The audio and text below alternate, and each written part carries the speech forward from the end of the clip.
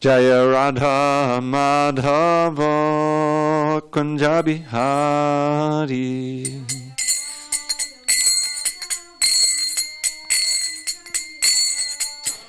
Jaya Radha Madhava Kunja Bihari.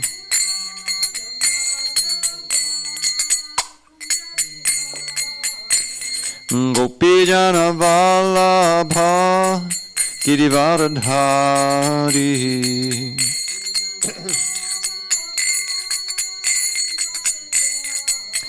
Jai Gopijana Vallabha Girivardhari.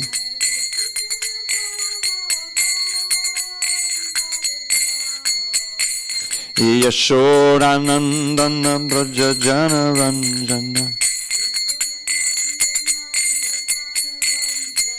Yashodanandana Braja Jana Ranjana. Yamuna Tira Vanachari. Yamuna Tira Vanachari. Jaya Radha Madhava Kunja Bihari.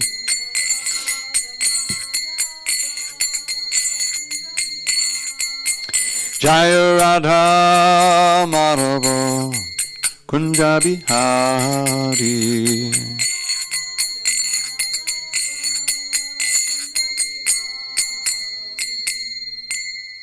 Jai Mr. Bhagavad Paramahansa, Varudikacharya Ashtotar, the Sri Srimad Divine Grace, Srila A.C. Bhaktivedanta Swami Prabhupada Ki Jai.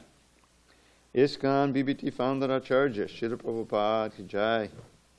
Jayam Vishnupad Paramahansa, Varudikacharya Ashtotar, the Sri Srimad Divine Grace, Srila Bhakti Siddhanta Saraswati Thakur Ki Jai. Ananda Koti Vaishnavindra Ki Jai. Namacharya Srila Haridas Thakur Ki Jai. Srimad Bhagavad Gita Ki Jai, Samaveda Bhaktivinoda Ki Jai. All glories to the assembled devotees. All glories to the assembled devotees. All glories to the assembled devotees. All glories to Shri Guru and Gauranga. Okay. Om Namo Bhagavate Vasudevaya. Om Namo Bhagavate Vasudevaya. Om Namo Bhagavate Vasudevaya.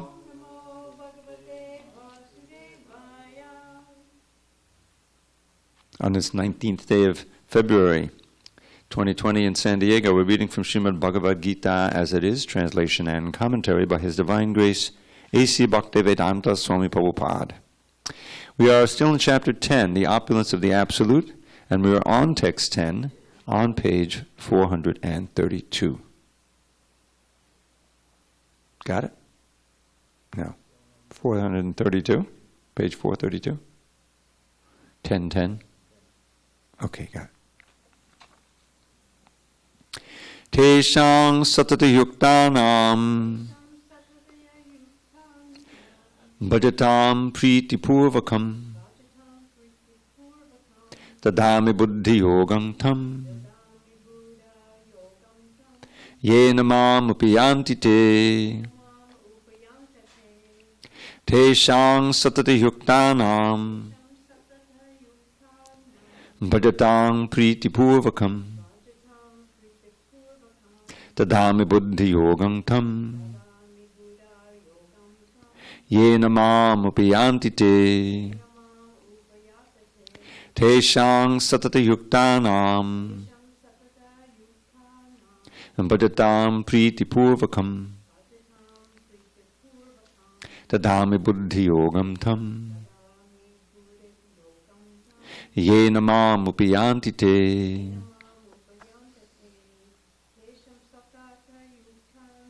teshang satata yuktanam bhajatam priti purvakam tadami buddhi yogam tam Yena mam upiyanti te. Tesham, unto them, satata yuktanam, always engaged, bhajatam, in rendering devotional service, priti purvakam, in loving ecstasy. Dadami, I give, buddhi yogam, real intelligence, tam, that, yena, by which, mam, unto me, upiyanti, come, te, they. Krishna says to Arjuna, to those who are constantly devoted to serving me with love, I give the understanding by which they can come to me. Purport. In this verse, the word buddhi yogam is very significant.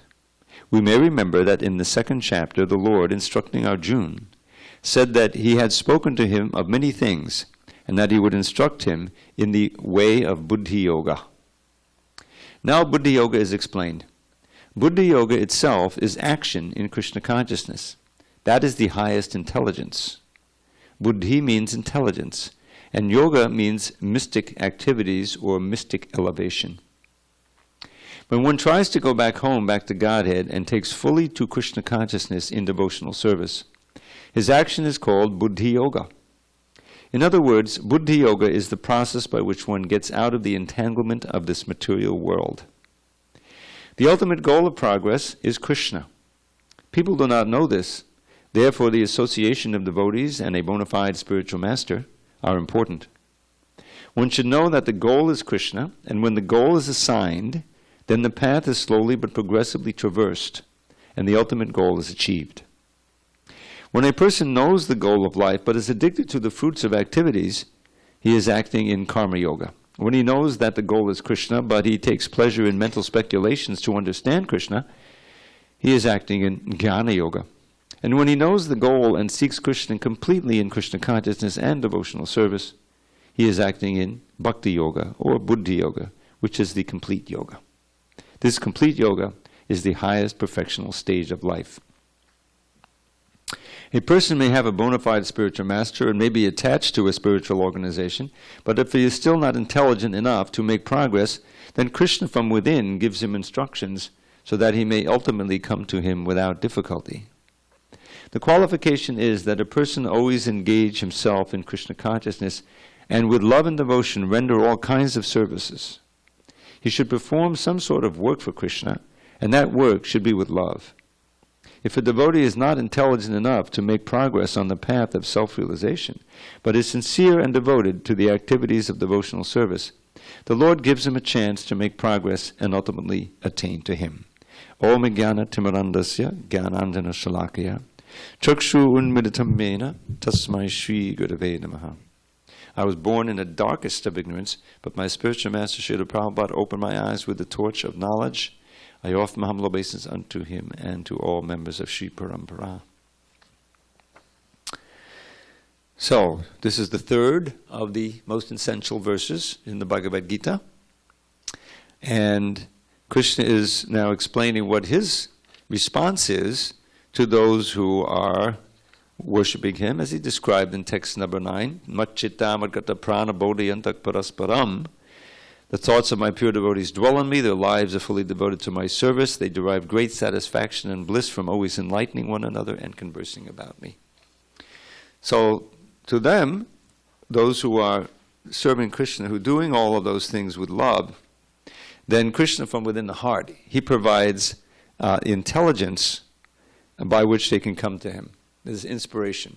It's described in more detail in later chapters, that especially in 15:15, Krishna says, Sarvasya chaham mridi sani vishto, matta smritir jnanam apohanancha.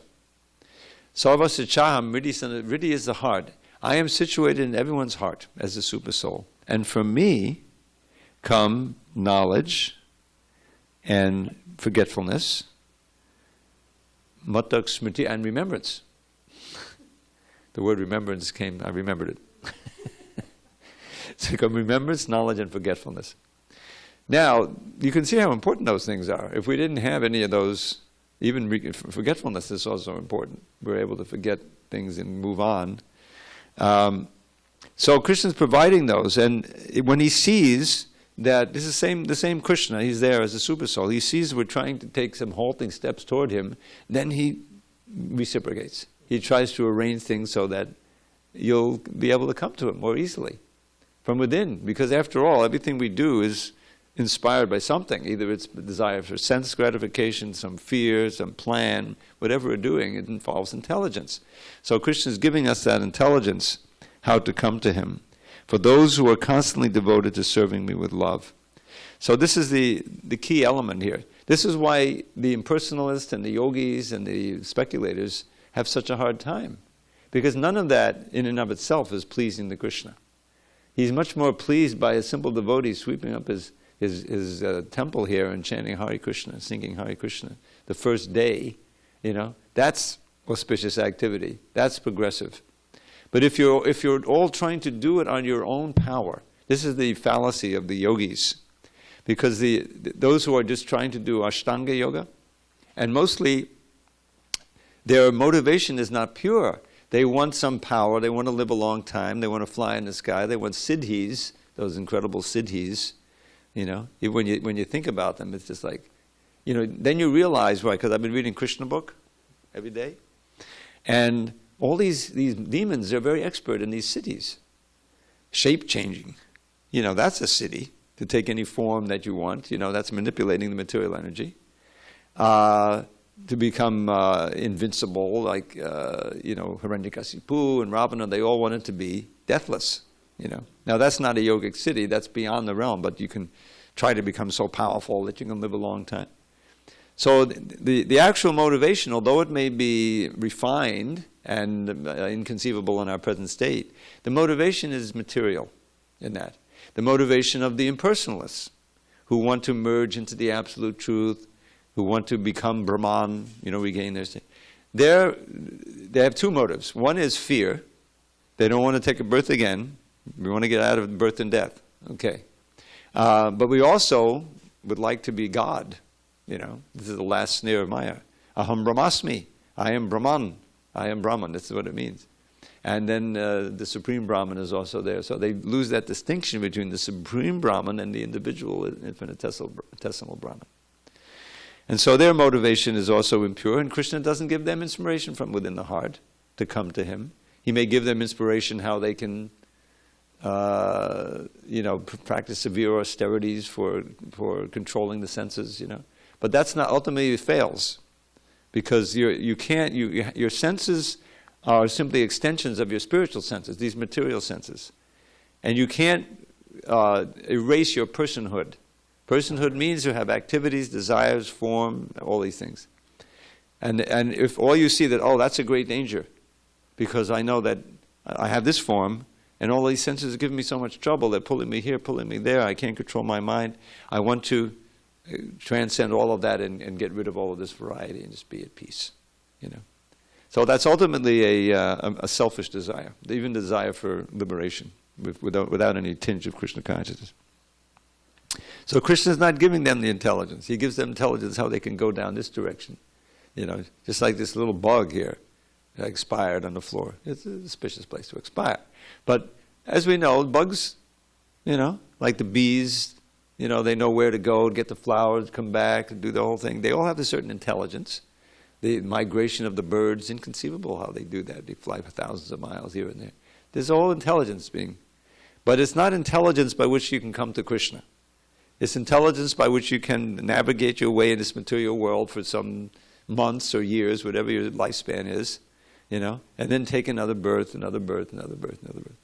So it's simply, the super soul is not doing something that he wants to do there. As Krishna's representative, he's providing the official intelligence. They can act according to their karma, according to their nature, their body. But that's just managing the material world. Krishna doesn't want to do it directly. He wants to play coward boys and girls in the spiritual world. So he expands as a super soul and is taken care of. But when one is always linked to him, tesham sutta yuktanam bhajatam priti purvakam, worshipping him with love, then he responds to that soul. Says, this soul wants to come back, so let me give them intelligence. How you can do it. And sometimes when you first come, I remember when I was coming to Krishna consciousness, there's this one incident that later I really felt, yes, Krishna's made arrangements for this. So I'm working at home. I have this little apartment. I'm doing yoga. I go into the city on the weekends, and I'm doing yoga every day. And I also got in touch with the devotees. So I had their paintings. I was reading some of the books. I was chanting Hare Krishna.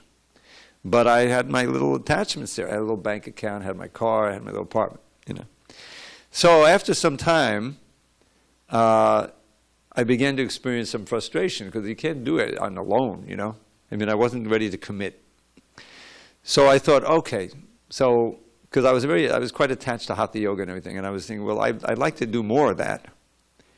So I don't know what to do. So I prayed to my Super Soul picture. I said, please make some arrangements so I can take a step forward. You know, I was feeling frustrated. So the very next day, if I recall, maybe I'm idealizing the whole thing. I was working in a hospital, and they posted a little clipping from a newspaper about another job in another hospital, and they needed somebody for the night shift. Now, I'd been at this first hospital for over a year, so I was a good worker, you know. So they gave me, I said, oh, this is what I need. I can do the night shift from like 8 to 6 or whatever it is, get a few hours of sleep, and then go into the city every day and go to the yoga studio. You know, so this was my plan. Plus that hospital was like 1/6 of the distance from when I was traveling. It was a much easier commute, you know. So okay, this must be Krishna's arrangement. He's made it. So therefore, you know, so I got a good recommendation to quit my present job and got a recommendation for the other job. Trained up for a week. It was a much smaller hospital. There weren't that many patients really. I was the inhalation therapist, the person who takes the air around, you know, that kind of thing. And there was just like half a dozen. You know, I've been taking care of much many poor patients. So I thought, boy, this is going to be a snap, you know. So then my training week was over. Now it's time for me to go solo, you know, taking care of that night shift. Oh boy, you know. The thing is, you know, I've been practicing all this yoga, raw food diet, everything, you know, so I was sensitized. And you may or may not realize it, but there's a lot of ghosts and spirits in these hospitals. People die in there, you know. And so suddenly I was kind of spooked, you know, and nobody was awake. You know, I'd go and check in on Mr. Smith, you know, he's breathing okay. You know, I don't want to wake him up and try to cough him, you know. So I had practically nothing to do except just wonder about all these strange feelings I'm having from the, you know, I didn't see any ghosts, but I felt the presence. Anyway, the point was I couldn't do it. You know, there was no one to talk to, there was hardly anything to do, and I spent, I think, a week there with that, and I just told them, I gave notice, I can't do it, I quit.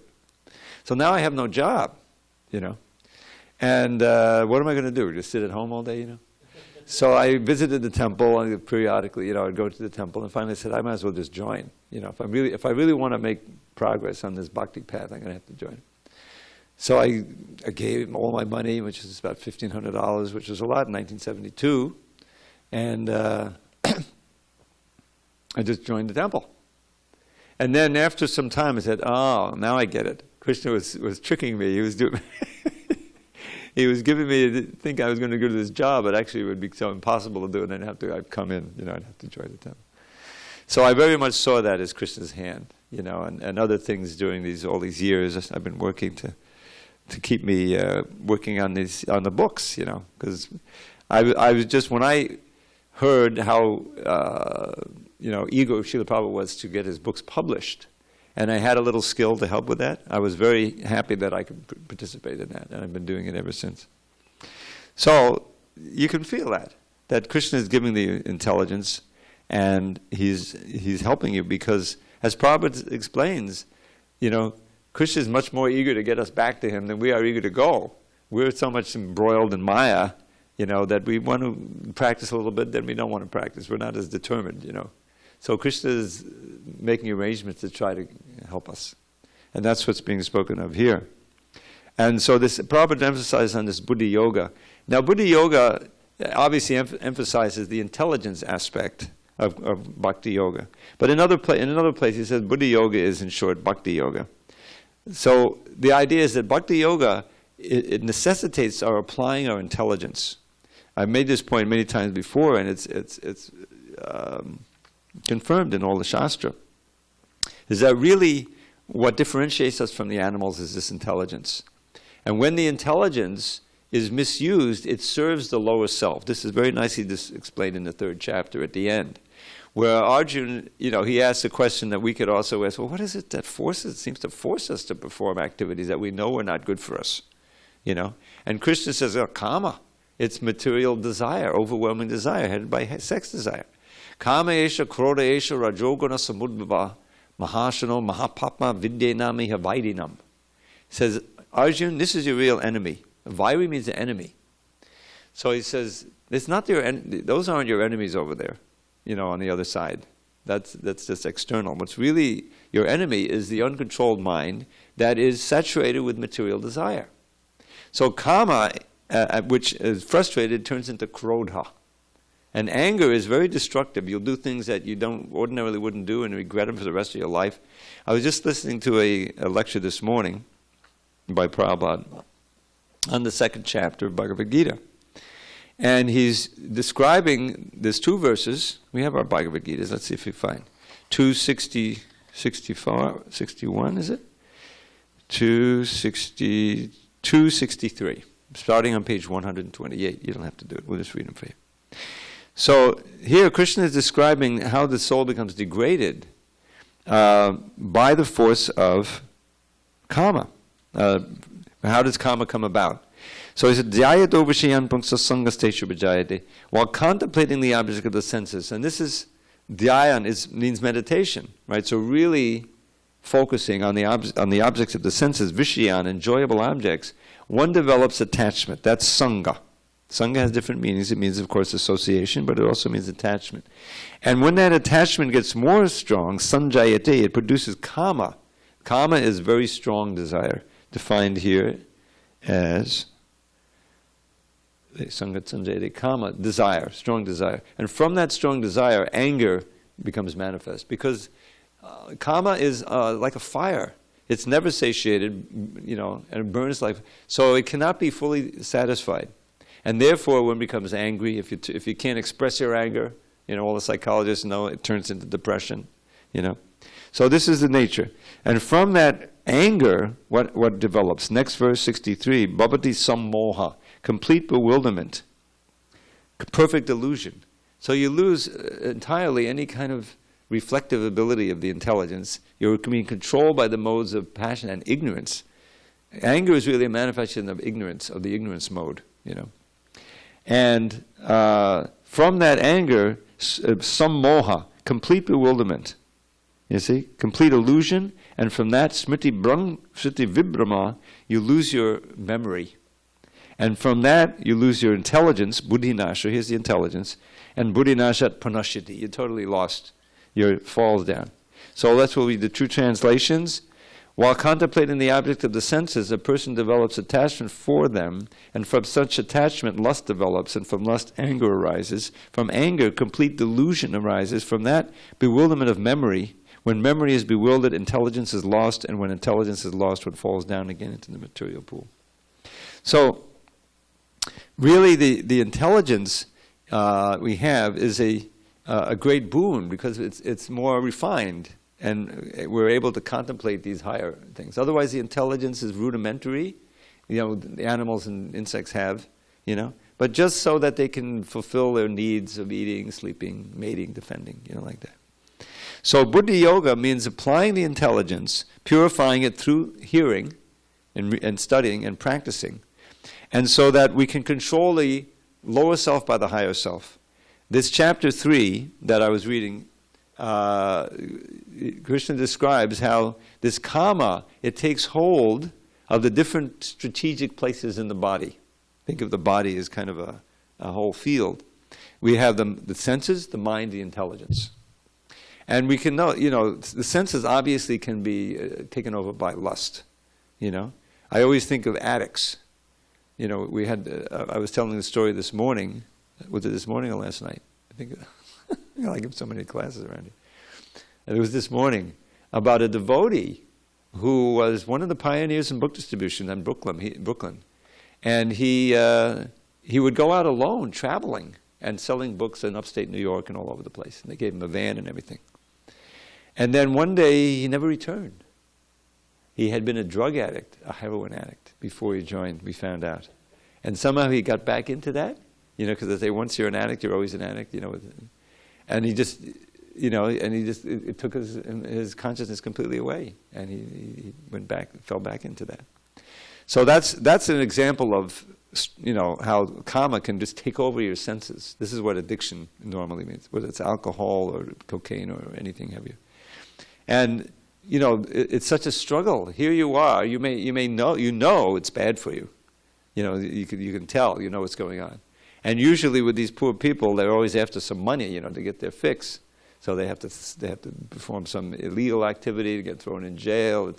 It's a nightmare, all because you allowed the senses to control the mind and get in this drug, Well, it's not just drugs. I was just reading an hour ago about they have a new thing called cell phone addiction, SFA, SPA.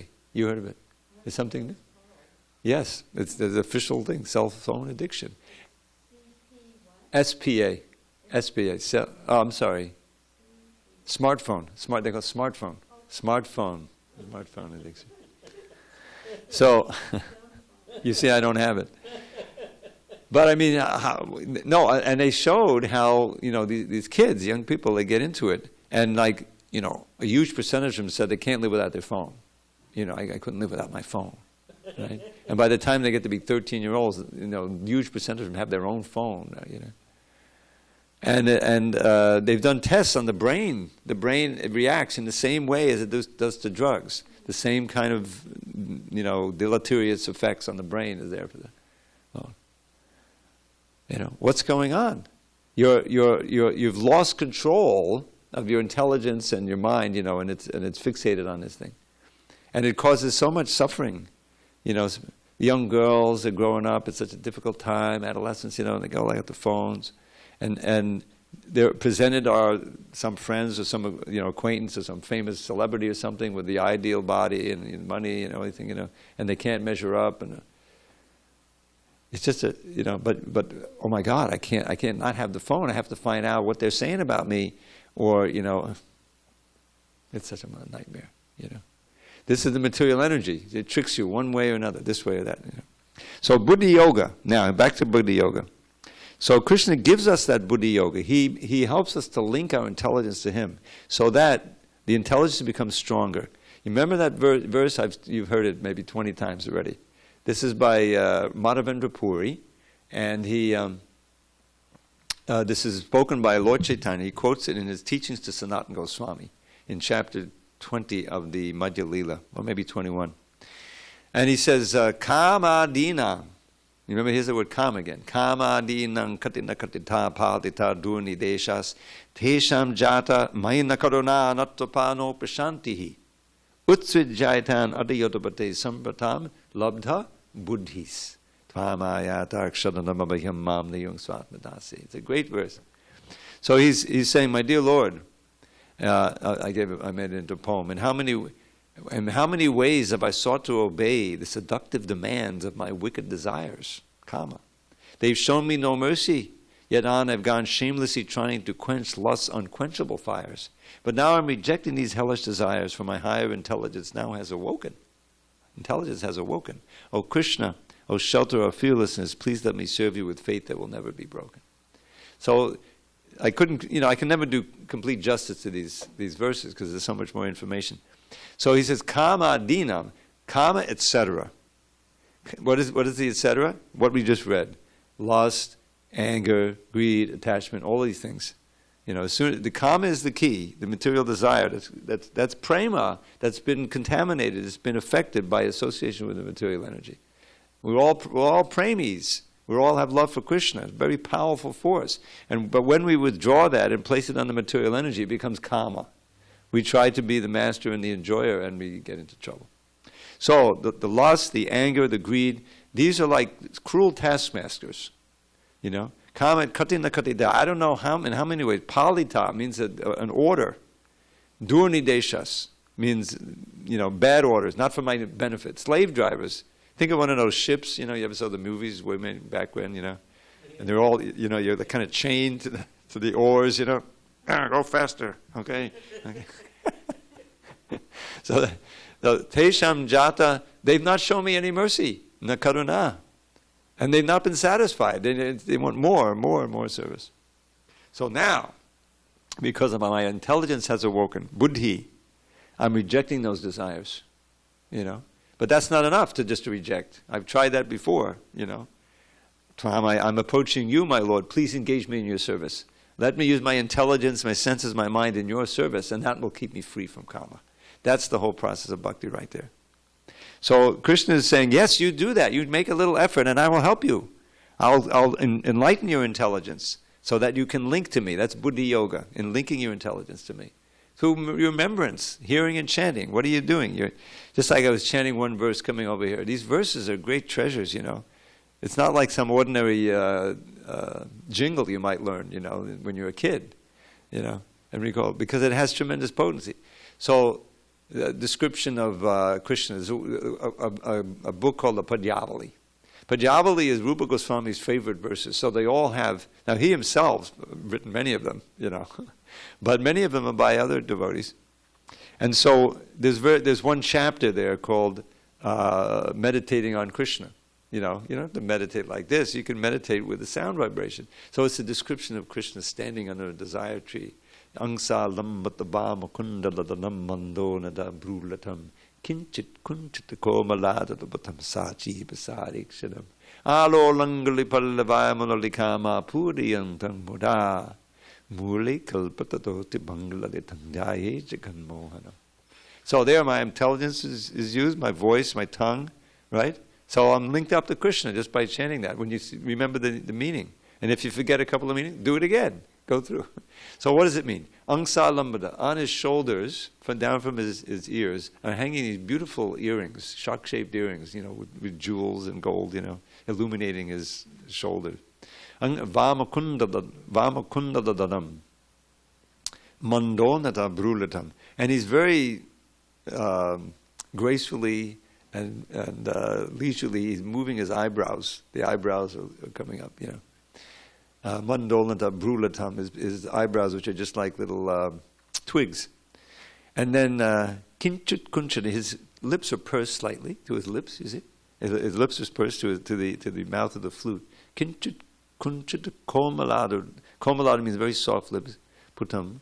Sachi prasarikshanam. And he's looking at sidelong glance. Now this word prasarikshanam, Sara means essence, and prasara means the deepest essence, And ikshana means eyes, or glance. So he's casting this glance, which is full of love and meaning and depth, He's not just looking at something. When he sees the gopis or something, he's revealing his heart. That's the idea. Pasarikshanam. Alo langali parlavayamalikam. And he's moving his soft fingers on the holes. He's playing the flute. Pallava melodicam, apuriyandam muda, with great joy playing that flute. And what's the scene? He's standing at the root of a kalpavriksha tree. Mulle kalpatados to bangaladitam, in that threefold bending form. Dhyaye jaganmohana. In this way, I'm meditating on the Krishna who is enchanting the whole universe. Just that one verse, So I took the trouble, I don't know how many years ago, to apply my intelligence, How do you memorize something? Repetition. You got the meanings there. I know the meter. Okay, angsalamadi vama. And there, having memorized it, I chanted it a few times, and then over the years. So that's the intelligence. That's buddhi yoga. You see, and that's what we're doing now. We're studying Krishna's very words. So this is the process of devotional service. Is that Krishna is drawing us in. It's not a painful process. It's not very austere. But it requires that you do certain things and you give up certain things. Because the mind, intelligence, and the senses, they're hooked up to this world, and they'll respond to various influences. We were reading a very, very illuminating verse this morning in the class. You're invited, by the way, 7:15 every morning. I'm sorry, 7:50. So, Sanat Kumar, you know the Kumaras? You know about the Kumaras. So the Sanat Kumar, they've come to see, the four Kumaras have come to see Maharaj Prithu. He's such an exalted king, And So they and he's just ecstatic to see them. He gets up and he glorifies them. He bows down. All of his court members, everybody's a devotee, and they're so happy. And then he does what you do when the sages come, and you ask him questions. The basic question is, what is the ultimate goal of life, and how can I achieve it? Now he's already there, but he's asking the questions so they'll speak, and everybody will hear, and it'll be recorded by with them. So they've been glorifying him. He says, "Oh, you already have such a taste for hearing and chanting, And then there's this one line I remember from proofreading that book. What is it, 47 years ago or 46 years ago in 1974? And he says, I'm proofreading. Nobody has seen the book except, of course, Prabhupada has written it. But it says, one should mold one's life in such a way that he cannot live in peace without drinking the nectar of glorification of Krishna. You can see why I like that verse. So then, but now he's going on to as he proceeds in his instructions, to warn against deviation. And he's saying there that if one lets the senses contemplate the object of the senses, then the mind can be attracted, and you can basically lose the track. And in the purport there, Prabhupada is saying, he's quoting the Ayatollah verse that we read in the Gita, is that if one, even as a devotee, if you allow yourself to contemplate the object of the senses, he speaks about a sannyasi. Now, Prabhupada made sannyasis. He knew there was a risk. He was making sannyasis out of young boys, basically 21-year-old, who were serious, but it was a risk.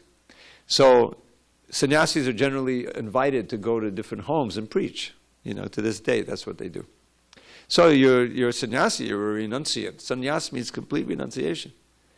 So you're living austere, but you go and there's this opulent home, and you're preaching, and I don't know if they may bathe your feet, and feed you very sumptuously, And so Prabhupada says you can think, maybe I can, you can remember what you gave up, or you think I would like to have some of this, this nice house and so forth, So there's a danger there if you allow your mind to go. It's all a question of intelligence and absorption.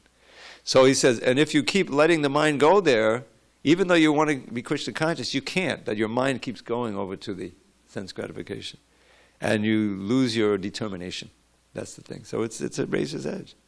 So Krishna consciousness requires determination. And to do what Krishna is saying here, satata yuktanam, to more and more, like today's Ekadashi, I don't know if you know that. So I fast on Ekadashi. Prabhupada recommended we chant more because there's no eating, But Krishna will respond and give us what we need in order to come to him. That's the idea. All right, shall we finish? There's 4. Okay. You ready? Suresh? Tesham evanakam partam ahamagyanajam tamaha nashayam yatma bhavasto Jnana-dipena bhasvata. To show them special mercy. Now these are the same devotees who are always linked to him and worshipping him with love.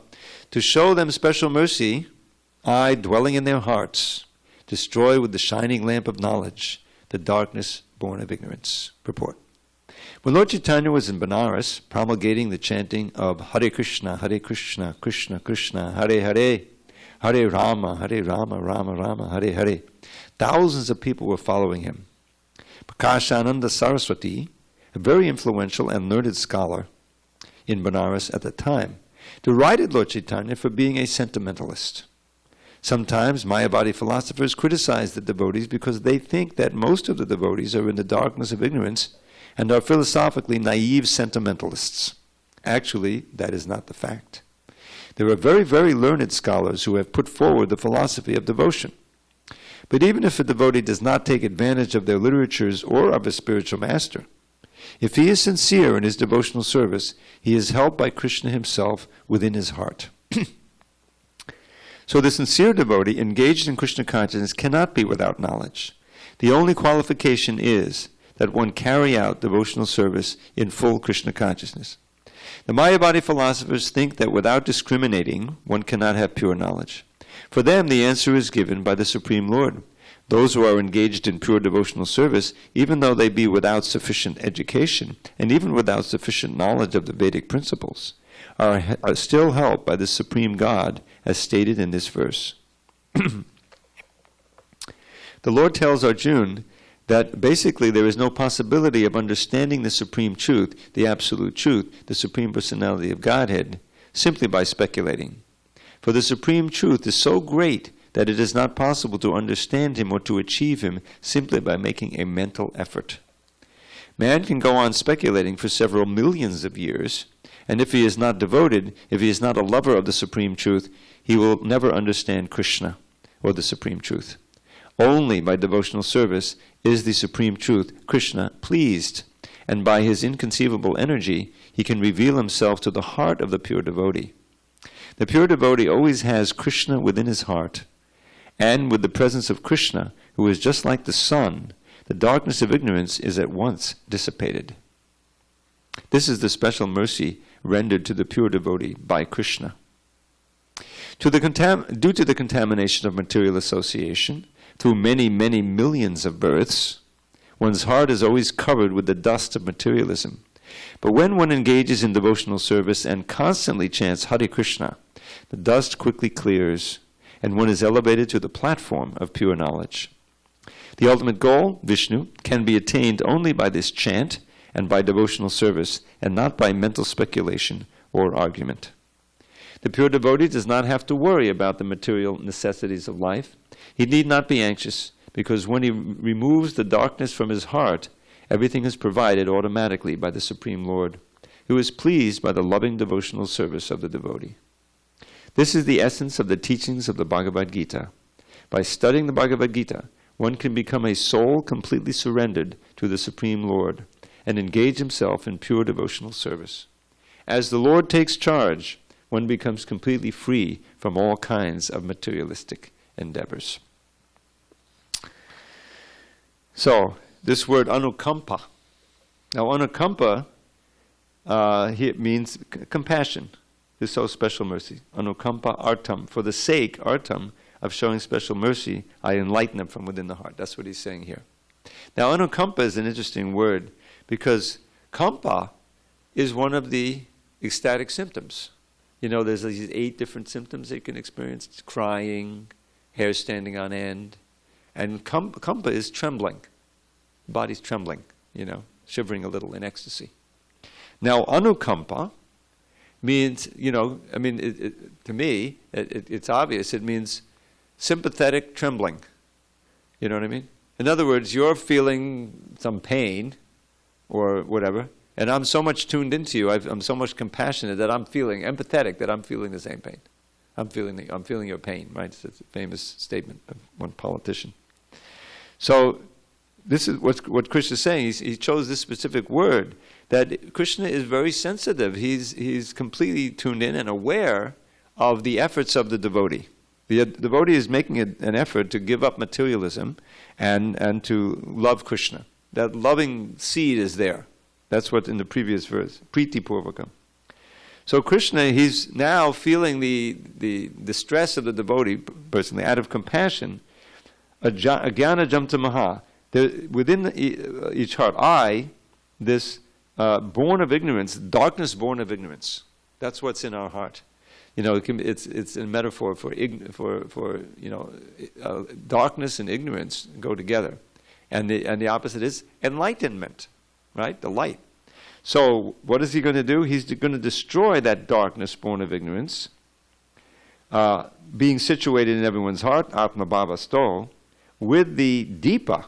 We offer these Deepas all the time on the altar. These go Deepa Dhan. With the shining lamp of knowledge, Bhasvata, glowing lamp of knowledge. So Krishna is in there. He can enlighten us. He's already giving us so much intelligence and, you know, how to do this, go there, and everything. But he especially wants to give us the intelligence by which we can come to him. And so this is the great advantage of the bhakta. You know, simple bhakta doesn't even illiterate. There's a nice story about Lord Chaitanya. Prabhupada brings up Lord Chaitanya here in the purport. How he enlightened Prakashananda Saraswati. His very name, Prakash, you know, means he's enlightened, you know. But he was a Mayavadi, and he was berating Lord Chaitanya, criticizing him for sentimentalism, just dancing and chanting instead of studying Vedanta, because Lord Chaitanya, externally, he was a Mayavadi sannyasi. He got initiated by the so-called Mayavadi. And, he had the appearance of a Mayavadi. That was the only sannyasis there were at the time. He got criticized by these Prakashananda for being sentimentalist. So he agreed to meet with them, and he met with them, and he really explained the actual bhakti roots of the Vedanta Sutra, and showed how it leads to bhakti. He enlightened Prakashananda, all of them became bhaktas on the spur of the moment, and revolutionized the whole city at that time. Thousands of disciples suddenly.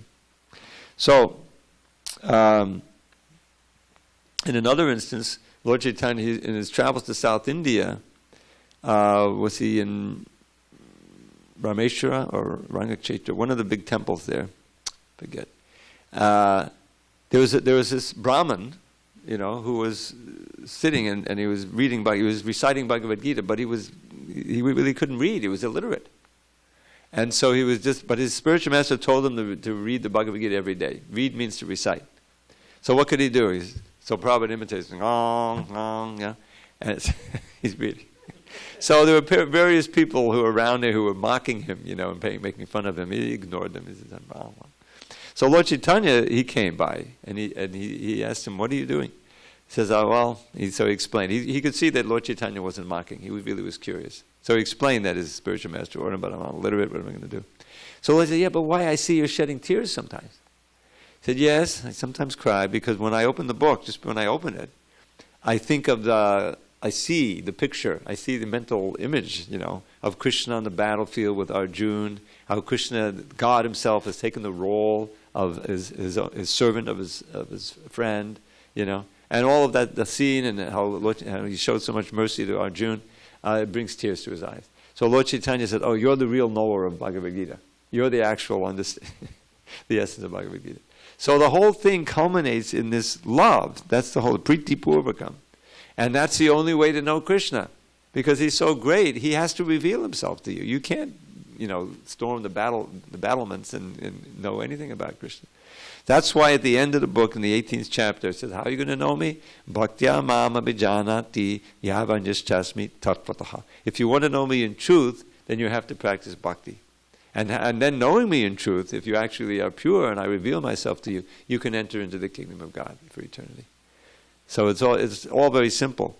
But in order to get to that simple kernel, that essence of the truth, we need to understand, the material energy, how it's working, how our own internal and external energies, bodies are working, so that we can have full faith in the process. Otherwise, we can, it becomes sentimentalism. If you don't cultivate the philosophy, as Bhagavad Gita has, it's simple. It's it's the basic philosophy. It's expanded in Bhagavatam. But if we really understand it, we should come to the conclusion of Bhagavatam, which is surrender to Krishna. And then we can enjoy the benefits Arjuna got, which he explains. What is it? 1874, was it? Nashta moha smritir labdha fatprasadan mayachita. Forgot the verse.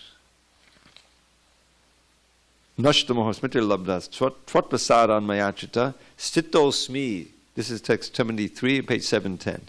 And then we'll end. Stitosmi gata sandeha kadishe vachanang tava. This is if we can come to this point, Arjuna's now purified. My dear Arjuna, O infallible one, my illusion is now gone. Nashta moha. I have regained my memory by your mercy. Smriti labda tvatprasadan mayachita, O infallible Lord. Stitosmi.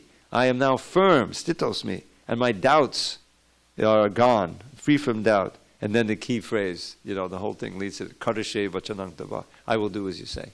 I will follow your words. That was Krishna's whole purpose in speaking Bhagavad Gita, and we can also come to that point. By Krishna's mercy, we can be free of doubt, we can regain our memory of who we really are, and act on that by saying to Krishna, I'll do as you say. And that'll be the perfection of our lives. QED. So, I don't think the curtains are going to open, although they'll probably blow the conch. So I'll give you one little poem, and then we can adjourn. We don't have to worry about rushing too much. All right. So so we will begin with text 12 on Monday. Param Brahma Param Dharma. That's all. These are also important verses. Arjuna's realization. He says, "Okay, you're God, Param Brahma, Param Dharma." It's just all very important stuff. All right. So one poem is, "Don't waste your precious human life, dear friend, by working hard for hoggish happiness. Through bhakti yoga, worldly life transcend, and learn to taste divine love's endless bliss." It's a kind of a paraphrase of Rishabhadev's verse in his fifth canto, fifth chapter. All glories to Srila Prabhupada. Hare Bol.